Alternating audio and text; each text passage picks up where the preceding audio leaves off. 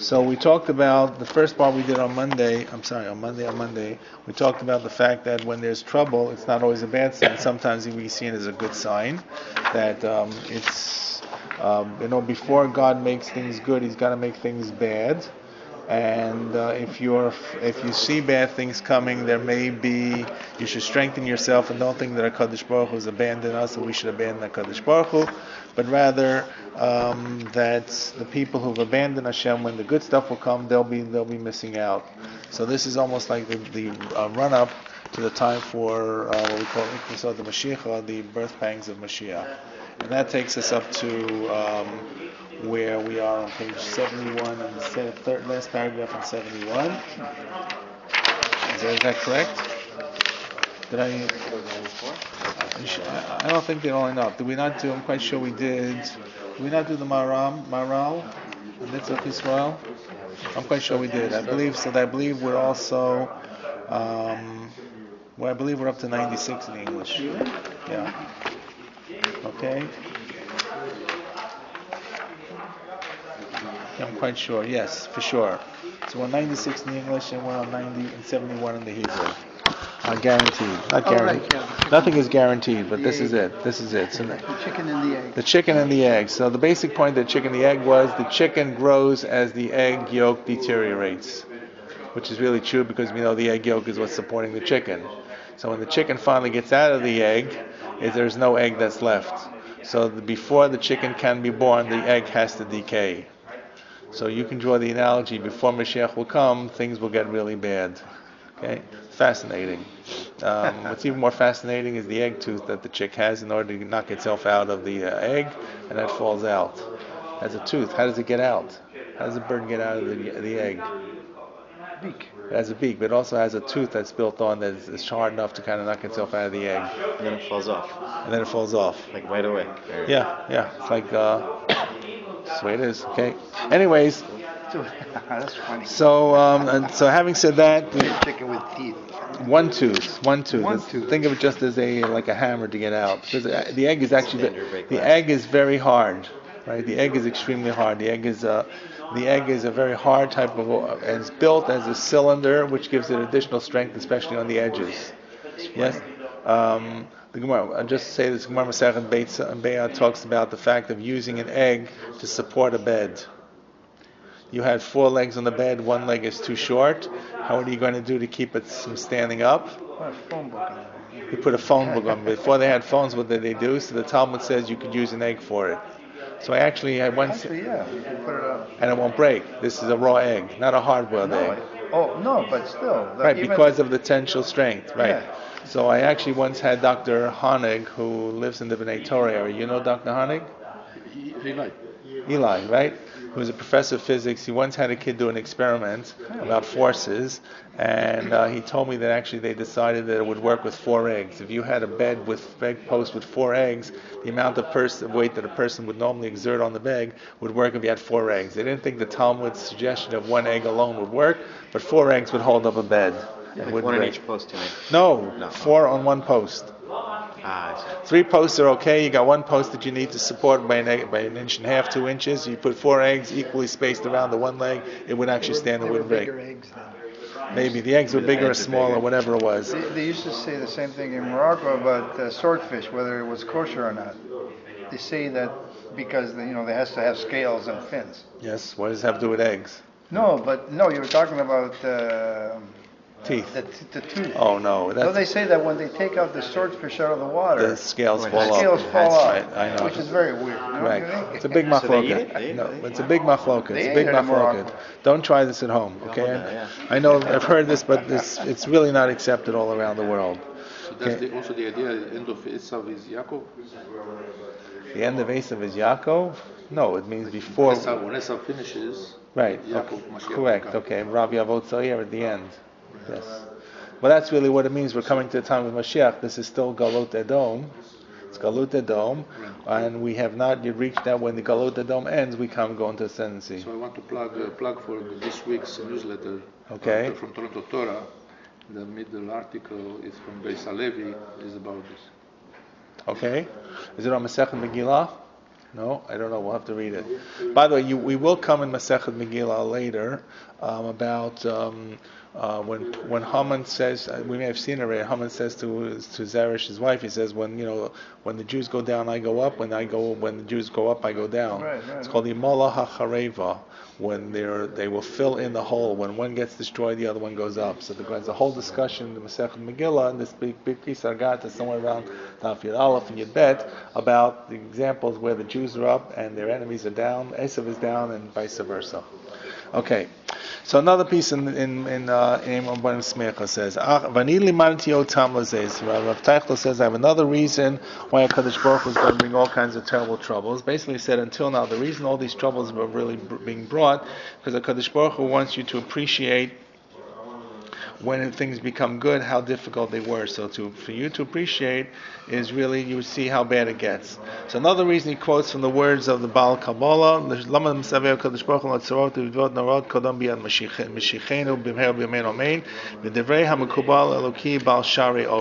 book called Shari Ora, which was written by Rabbi Yosef Kikatila, parentheses, Mirabbeinu Yosef Gekatila, B'sifrot Safnat Paneach al Haggadah. The author who wrote the book called Shari Ora wrote a commentary on the Haggadah. Who is this person of Yosef ibn Gekatila? It's very, very big Kabbalist in the Middle Ages. But Pisgah, when it says on the comment in the Haggadah, says Baruch Shomer Avtachasol Yisrael, HaKadosh Baruch Hu keeps His promise to the Jewish people. Shekasa Bezel Lashon. Here's the words of Yosef ibn Gekatila. V'yamnam yesh lan lachkor chakira gdola nechona. We should actually really go into this research or analyze a great analysis. V'mitama galut Hashem Mitzrayim. Regarding the actual exile that was in Mitzrayim, that we should begin to appreciate what's going on, because Shehud li Sod Gadol has a great secret. What's the secret? If HaKadosh Baruch Hu chose the descendants of Avraham, because HaKadosh Baruch Hu chose the descendants of Avraham, and He put them in the Galut to get the Torah, they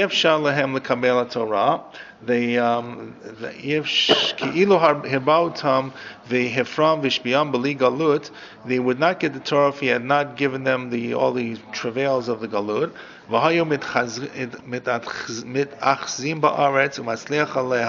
They'd stay there and be well developed in the land and absorbed into the land and successful there. And they would not yet have any Torah yet. So in such a case, how could that? In such a case, he says, how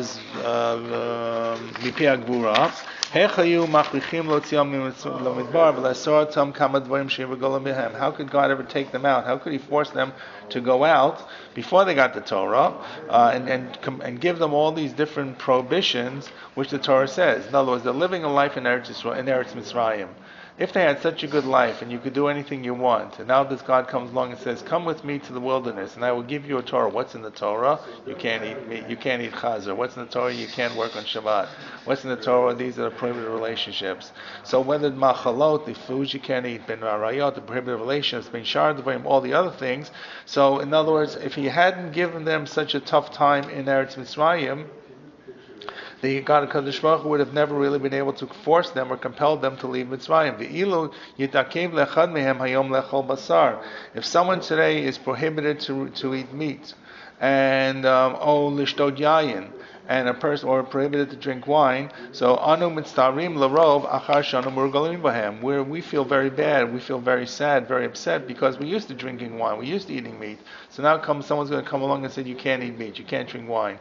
Kol sheken b'yisur targ mitzvot l'dorei dorot. Surely if HaKadosh Baruch Hu comes along and says you can't observe the 613 commandments for every generation. Hayesh davar kasheli yitzor shel adam yoter mezeh. Is there ever anything more difficult for the yetzer hara or for the wanting of a person more than that? Hinei yitzrach lizbarach lagoltam b'midbar Mitzrayim. So therefore God had to put them in Mitzrayim. V'lo hayu rashoyim lotzeit mimenu. They couldn't leave. Ki kulam tachat shibur hagalut hayu omdim, that all they were waiting under the yoke of this exile in Mitzrayim. Ukishalach HaKadosh Baruch Hu LaMoshe Rabbeinu, when HaKadosh Baruch Hu sent Moshe, Amar lo lech emo lahem Yisrael, go tell the Jewish people, Taryag mitzvot yesh lam lechem lekabel. You go out of, you'll come back to the Har Moriah, you'll worship God at this mountain, and you'll keep the 613 commandments. If you accept the mitzvahs, if you're willing to accept, then I will redeem you. Stay where you are. And that's what really was the agreement in Egypt. Kamo diat Omar, as you see in the Psukim, this is at the burning bush. God says to Moshe, when you come to take the people out of Egypt, and they don't bring the rest of the pasuk, it says, actually it does in English, you come worship God at this mountain. You'll come back to this mountain where the burning bush is, which is Moriah, which is Har Sinai, which you'll get the Torah. Yasod kula removes b'pasuk, and this is really the hint, I guess the Kabbalistic hint, where it says, Zeh Shmi Li'olam, this is my name forever. I'm not quite sure what the hint is, but it means forever you're stuck with me. Therefore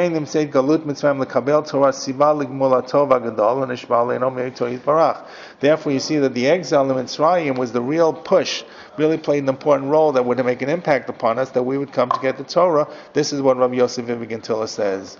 So what do you see from this? The whole idea to reach a Geula, you have to have a Galut. It has to be a down before you go up. The whole key was that we would want to leave the Midbar to receive the Torah. If we had so much good there, we would have denied going out into the wilderness. That was nothing there, to accept the Torah, than to prohibit what we were used to doing before. And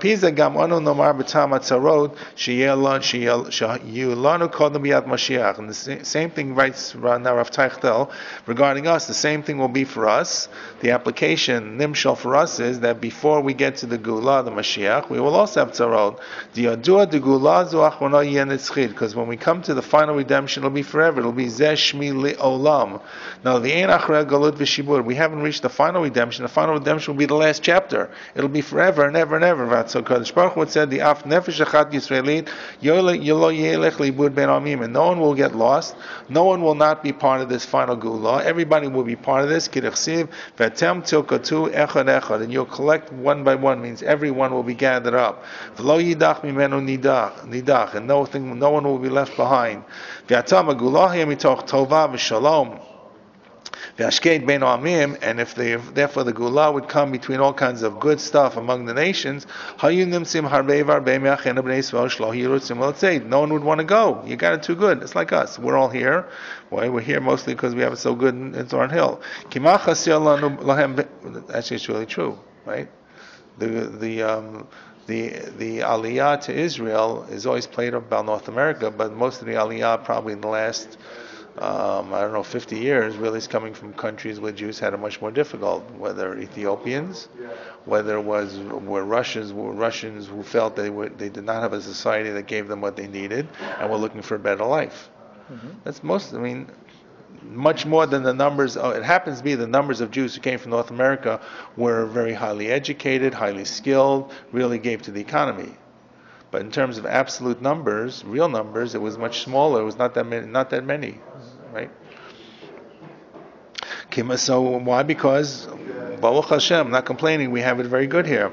If we say nothing is lacking here, we are rich people and people of chashiv people, and we have officers among the nations. Kmo HaRothschilds. What's the next one? Baron, and who's the Baron? The barons. Okay, the barons. Yisrael. Shisigu Gedolah v'chavod v'tmavur l'sarim b'churei art. They were raised up to different levels of officers and leaders and nobility. What do they need to go to when Mashiach and go to Israel and give it all up? They have it here in Europe. They got all the good they need. They don't need anything better than what they have here. Like what happened with the Ashirim that happened in Bavel, where they didn't want to go back with Ezra. Like Rashi in Kedushin said, Okay, that even the good people, the people with good lineage, the upright people, didn't go back to Ezra. Who came back with Ezra? The ragtag people who came back were the ones who came back with Ezra. Okay, I forget where Rav Teichel writes that he points out that if you study the book of Ezra, he's got all these people coming back with him, and mostly a bunch of schleppers. The end of Ezra, and again the end of Sefer Nehemiah, is where they have this complete, they dismiss their foreign wives, right, and they recommit themselves to Judaism. So the obvious question is, why did Ezra wait so long to do this? I mean, if these were a bunch of schleppers and they were intermarrying, why did he let this go on for like 10 plus years? Why didn't he cut it right at the beginning? And the answer is because they had a mission to build Eretz Yisrael. So first they had to kind of solidify the fact that they were going to build Eretz Yisrael. This is what he was working with. Once that happened and they were able to get a foundation in place, Ezra said, okay, now you guys have to separate from your wives. We can't have intermarriage going on. But it didn't happen right away, because if he had right away, they probably would have left and gone right away back. That's the people he was actually dealing with. Okay, now he brings a very interesting story about the city of Worms, Vermaisa.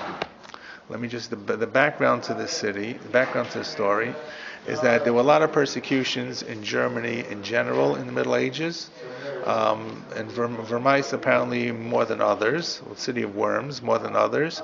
We know we have in the keynote, we have at least one kinna that talks about the three cities, Worms, Spires, and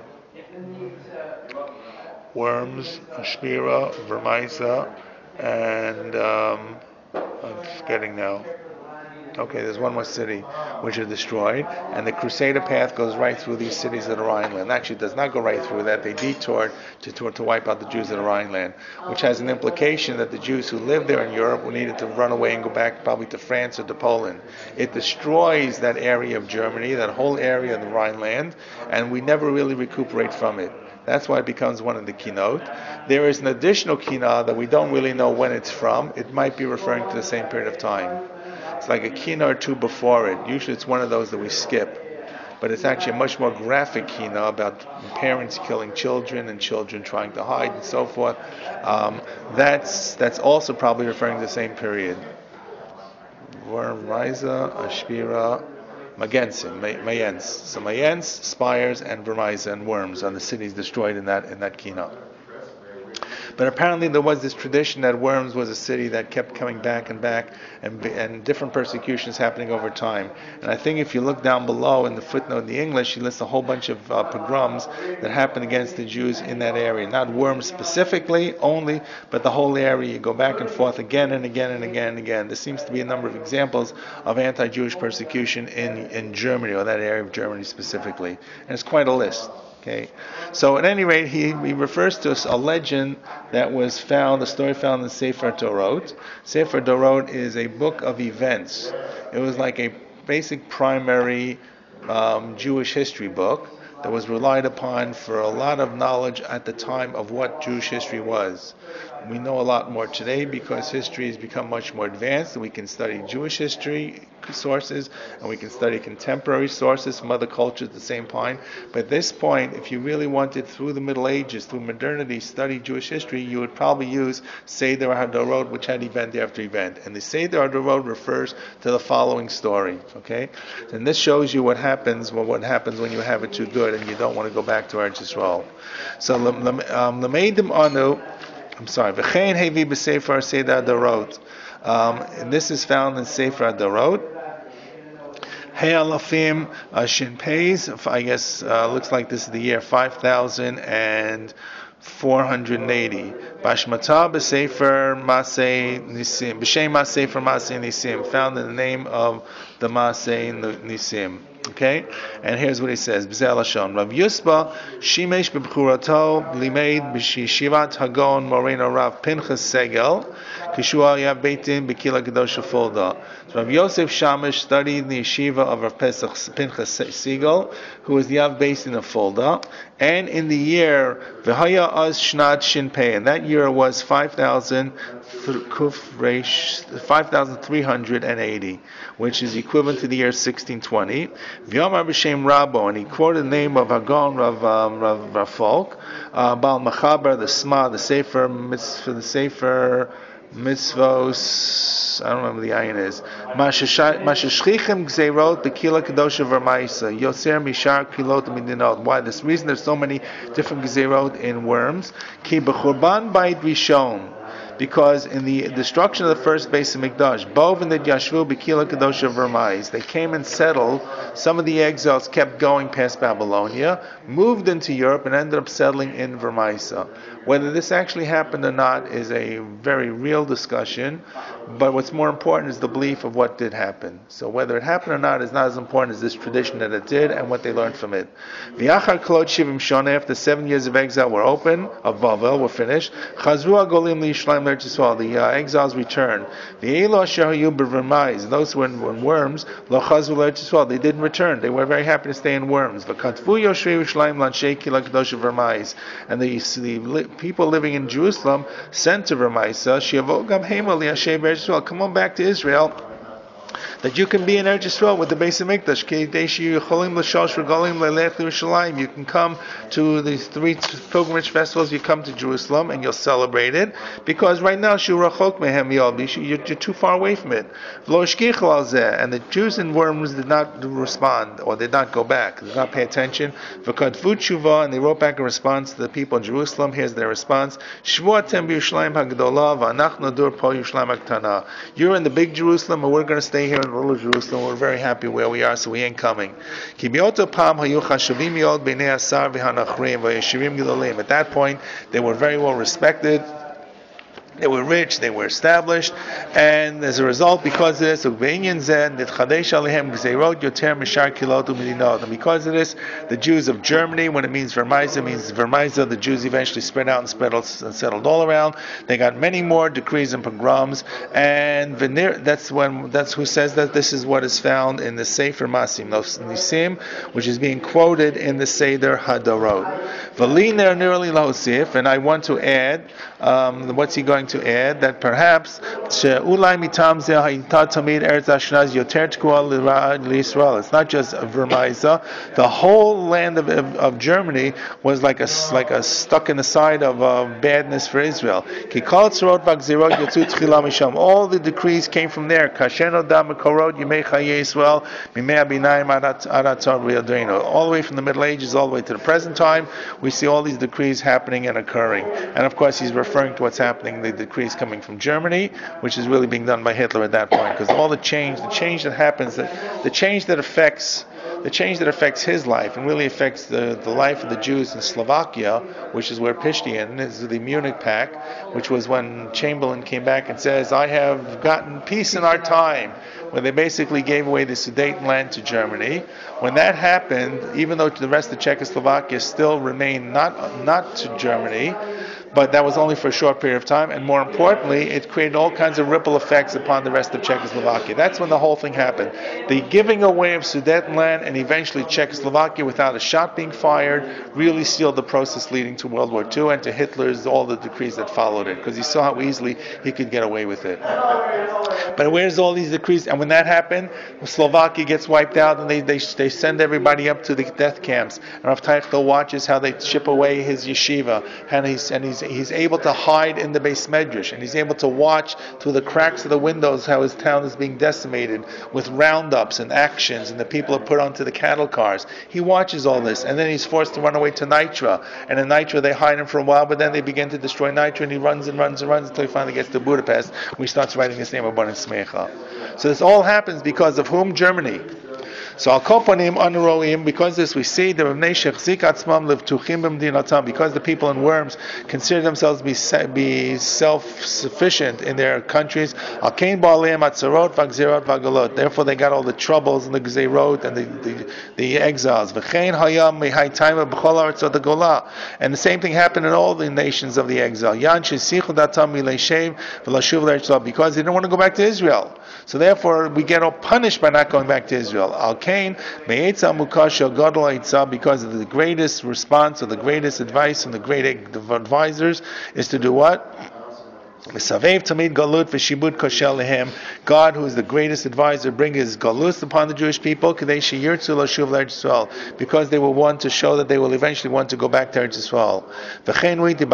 And I saw it's the same thing I saw in the Yavitz, the Sidra Yavitz, I think he's referring to, or it's actually Sulam Beit El. He said, Gam Kain because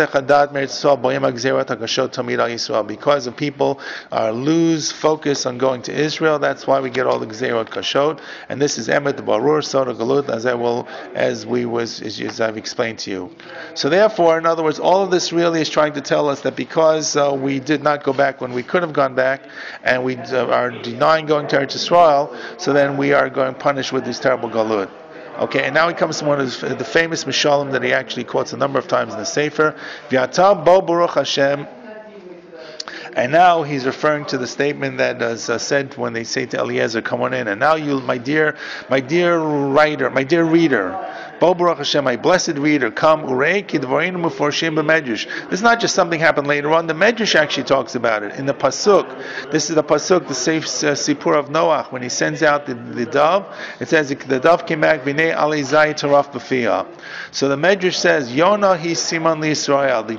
The Yonah is the sign. The dove is the sign for the Jewish people. Kishem shalom atzah Yonah Noach l'kafrachla. The same way that the Yonah, the dove, did not find a place to rest its feet. Kach Yisrael. So too, the Tevat Noach is really the center of the Jewish people representing Israel. The Yonah that sent out from the Teva can't find rest because we will not find rest in the Galut. Shneimar v'lo yeh manach l'kaf raglecha. The same pasuk that says v'lo matzah Yonah manach l'kaf ragla. So the similar pasuk comes in the end of Devarim in the Tocha and Sefer and Pashas Kisavo. It says you will not find rest l'kaf raglecha. Gshem shayonah shaval Teva. The same way the Yonah returned back to the ark. So we will return back to Israel from the Galut because of the yoke of the nations who are compared to the water.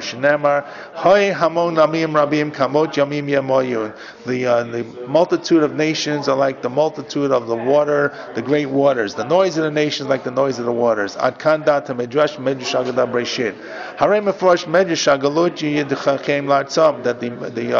the difficulty, the galut, will push us back to Israel. So, and look what and he goes on. And the Medrash on Eicha, which is the Medrash about Tisha B'Av, says it much more clearly. The pasuk, in the very first pasuk in one of the first pasuk came in the book of Eicha. He yashva goyim lo matzama Noach. There's the third pasuk in Eicha. Eicha yashva badar hu rabas yom hayta kamana. Ramasiba goyim haysal lamana. He yashva goyim v'lo matzama Noach. She lived among the nations and she didn't find rest. So what is the term manoach, which is used for manoach l'kaf ragla, which is used for the exile in the Tocha, is the same manoach that the dove can't find rest for her feet, is the same one for the dove. So what does it mean? Says the Medrash, Rav Shimon Lakish Omer, ha'imatza manoach lo hayta chozeret. That Yirmiyahu is writing in Eicha that we, the Jewish people, are being sent to the Goyim and we will not find rest. If we did find rest, we would never come back. And this is what same thing. V'lo matzah Yonah manach Yehuda ben Nachman b'shem Rav Shimon Omer ilu matzah manach lo hayta chozeret. Had the dove found place for it to settle down, it would not have come back to Noach. With the Kava saying the same thing. Hi yashva b'goyim lo matzah manach. If we found place in the goyim that we could find rest, we also wouldn't come back. Ilu matzah manach lo yuchazrim. With the Kava saying the same thing of finding the Tocha. V'goyim ahim lo tagiv le'yamanach. And the same not finding Manoach comes up in three places. The Yonah couldn't find Manoach and therefore came back to the Teva. We will not find Manoach among the nations. We'll find persecutions, which will force us to come back eventually when there's a Gula. And the Jewish people who lived among the nations will not find Manoach. When it comes an opportunity, we will return to Eretz Yisrael. The Torah Tzmima comment on this Medrash, or this pasuk in Eicha says, B'zeh lashon v'achi perusho, Hi yashva b'nefesh chavetza b'goyim. We, she, the dove, or the Jewish people, wanted to live among the nations. We didn't want to go back to Israel. We're very happy in our galut. She didn't find a place where we could settle down because we were constantly sent, shuffled from country to country. This is the Torah Tanima, Rav Baruch Levi Epstein, who is a little bit of a contemporary of Rav Teichel, lives in the beginning of the 20th century, writes the Torah Tanima. Torah Tanima is a commentary on all the Torah and the 5 books, 5 Megillot, comments on how it puts the different Midrashim commenting on the Psukim one after the other, or the different Gemarot. So Rav Baruch Levi Epstein writes in Torah Tanima on the beginning of Eicha, this statement that by not having comfort and not having a place to settle down will force us to come back to Israel. This is for the Yonah, this is for the Jewish people, this is the curse of Eicha, or the promise of Eicha, that we will not find comfort and place to rest. Here, this drasha is Yikaram Miyod Bashkafata Bira, this clear hashkafa, this clear vision or clear prophecy. V'hod Kala Yishameh B'chol Dar V'dar Ar Yom Hazeh, and we should hear this voice clearly being said even until today. So this really speaks to us. I'll call upon Amy writes, let's see, just do a couple of paragraphs. No dalana midivrei chazal niskarim le'el soda galut v'kishu agzirot. You want to know what's the real secret? Here's the secret for all these difficulties. Shabayim aleinu tamid miyamim yamim, of all throughout time. Kidei l'orei otanu mishinat galut, to waken us up from sleeping, not sleeping in the galut. V'kol kol dodeinu zeh HaKadosh Baruch Hu. The voice is the voice of our lover. Kol dodi zeh HaKadosh Baruch Hu. The fake al petach libeinu, who's knocking on our hearts. God is knocking on our hearts, knocking on our door, till we should wake up to come back to Eretz Yisrael. That we've forgotten HaKadosh Baruch Hu this for 2,000 years. We've made peace. We've gotten used to the fact that we have small shalva, small peace and tranquility.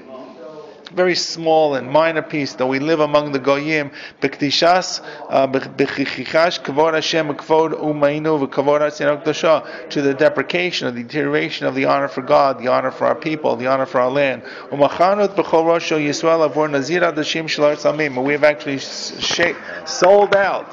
We sold out Israel for what is a bowl of lentil soup, a week soup itself. And because of this, HaKadosh Baruch Hu is crying and realizes that, what's happened. Like it's found in the book. It's found in I guess Gemara Chagiga. Yes, Gemara Chagiga. It talks about the beauty of the Jewish people, which has been passed along to the nations. And he writes in his parentheses, once again, he's writing, I don't have any books, right? I don't know where I can actually reference it. It's in Chagiga Daf Chayamad Aleph, almost a similar kind of thing. V'riti Mechad Agdolim HaKadlim Shepirish Devrayim, who explained that Kadosh Baruch Hu bocheh al mashinital kol gaon v'yikam Yisrael. God is crying for all the, pride and beauty that's been lost to Jewish people. Shinevad mehem hergesh shel gaon sheyesh l'chol u'mav u'ma shemitgaya lumato. Every nation has their own country, and they're proud of it. There's nationalistic pride. Yisrael ino magishum yakar v'kavod al shehu Yisrael. The Jewish people don't have any pride about this. Anybody want to try the Yiddish? Ad had verleren dem selbst bewussten Stolz für seine heiligen Neuten. They've lost their own special Stolz, strength, for their own holy nation. In other words, did I do good? Pretty much, okay? You won't even know the difference. We've given up the national pride because we're living and we have the bowl of lentil soup in different countries. God is coming knocking on our door, our lover is knocking on our door. We just don't hear it.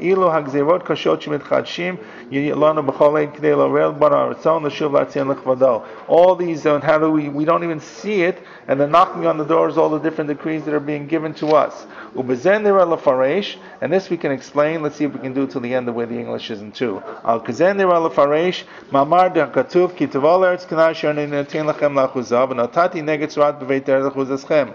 God tells us in Parshas Tazria Mitzorah, when you come to the land, I'm going to put a Neged Surat in your houses. Ukfar Amdu Chazal told us, why is there V'Alashon V'Natati?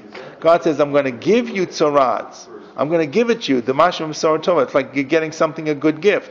Alvo Bahanal Yuvan Da Kavanah Sheshim Yitvarach Mevaser Lanu Be'et Shekfar Nitmua Go Bagiyim Kolkach Shemachashvim Yeshivatam Ve'Artzot Galut L'Eretz Achuzatam.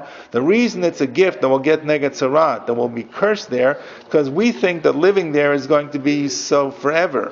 And we moved into these strange lands. Now the simple pshat is we're moving into Eretz Yisrael. The pshat about getting Neged Tzorat, we moved into the land, we built a house in Eretz Yisrael. He's actually turning it around. It means when we go to the different lands and we think we're there forever, in the lands we live in the Golah, HaKadosh Baruch Hu is going to give us a curse in these lands. The lands of the Golut, which we think are the lands of our inheritance, and you think He will give us all different curses, which He's talking about really not plagues, physical plagues of Tzorat, but they wrote, until their eyes will be open. What the heck are we doing here? We'll want to turn our hearts to return back to Eretz Yisrael. Like we see today in our land, in our days, there's the 30s or 40s. Shachar called Tzaruchi Giyano, that now the old Tzarot here called Echad Vechad Yisrael called Sefer Chomeid Alert Tzarosino. People just plotting to go to Eretz Yisrael, literally. Umamod Hayam Usham Uslachem Vayuman Nachimotom Vilashuv Elev. If we would have returned to it before, in other words, too bad we wasted all the time. But calls them Me'atzma Amuka. Calls them and all this is from the deep hidden advice, help from HaKadosh Baruch Hu, is giving us good, positive help, good thinking about us, which is what that we can become absorbed and lost and assimilated into the nations of the world. What should we do? That we should return back to the land of Eretz Yisrael. And this is what he says. And finally, the last paragraph we'll do before we break the Ayin Tanad Ve'Eliyahu. And the same thing in the Tanad Ve'Eliyahu. It's also a Medrash. He actually says there are two Tanad Ve'Eliyahu books. The one's called Tanad Ve'Eliyahu Rabbah, and then it's Tanad Ve'Eliyahu Zuta. This is Tanad Ve'Eliyahu Rabbah. Shein Bali Batim that Krumina Olam V'Yordim La'aretz. That landowners are uprooted from this world and sink to the ground. What does it mean? They lose their possessions. They only drop in. They only lose everything. Because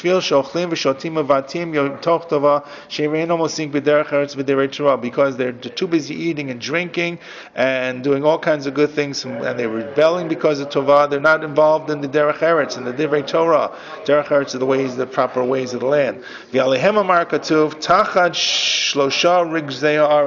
Because of the three things that anger the land. And the fool who is satisfied with bread. This is a pasuk from Mishlei.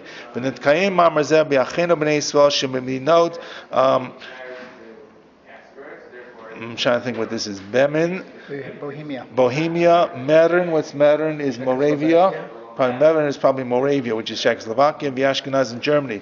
These people living in these three lands, Bohemia, Moravia, Czechoslovakia, and Ashkenaz in Germany, Sheashvu b'shivut gedolad, who lived with great riches, ubatu kol kachat shnishkach mitam shehem Zer Yisrael, until they forgot there was Zer Yisrael, huchach l'shloch echad sheaskirim shema b'nei Avram Yitzchak Yaakov. God had to send one guy, one Hitler, to remind them who they were. We don't remember how great the culture was in Germany. There were probably as many books published in Germany in German about Judaism as ArtScroll publishes about Judaism in English. One summer when I was in university, I got a job. It was a work-study job, so it was supported by the government to work in the basement of the library at YU. And my job was to help recatalog a big mess of books that were not cataloged correctly.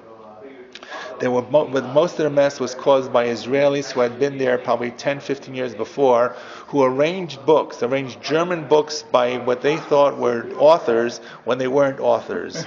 So there was all these shelves and shelves of books. There was the Bond family. Bond means, right, the first volume, first book. So there was Bond Erste, Ban Sveta, Ban Tile. That was and they arranged all these books because they couldn't read German, and they rearranged the books according to Ban was their author. And then there was the Tile family. Tile Erster, Tile Sveta, Tile Dritter. And of course those weren't, that Tile means part. Part 1, Part 2, Part 3. So they had all these sets that were all put in different places, and they were not arranged according. They thought they were arranging them by the author, which they did, but there was like shelves and shelves of German books on Judaism. This was the Judaica library that had been stuck in the sub-basement. They didn't know what to do with them, and no one could read them. And the bottom line was there were just hundreds and hundreds of books, thousands probably of books, that were written in German for the German Jewish community. Worthy books. In the same way today you have English books. You wouldn't think twice of not buying. The books that really can help you. And they were not all Orthodox, some were Reformed, some were secular, but the bottom line, there was a tremendous culture.